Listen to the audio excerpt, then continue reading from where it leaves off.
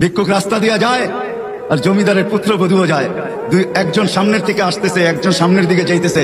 দুইজনের ক্রসিং এর সময় ভিক্ষুকের গায়ের কাদা জমিদারের পুত্রবধূর গায়ে লেগে গেছে।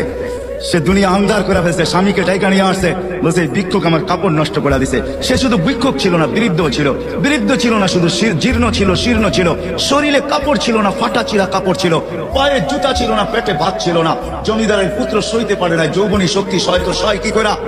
তার স্ত্রীর গায়ে ভিক্ষুকের কাদা, বস সমগ্র শক্তিকে হাতে জমা করে একত্র করে বৃদ্ধের কালে বসায়। বৃদ্ধ কিচ্ছু বলে নাই, শুধু উপরের দিকে তাকায় দুই তিনটা শব্দ উচ্চারণ করছেন। শব্দগুলা হলো ইয়া মাল্লাহ তারা হলো ওয়ুন, ও আল্লাহ চোখে দেখা যায় না। ও তারা কুল্লা শাই, তুই সব দেখিস। ফারা তারা মা বি, তুই কি দেখিস না আমার সাথে কি ঘটতেছে? এটা কি দেখিস না?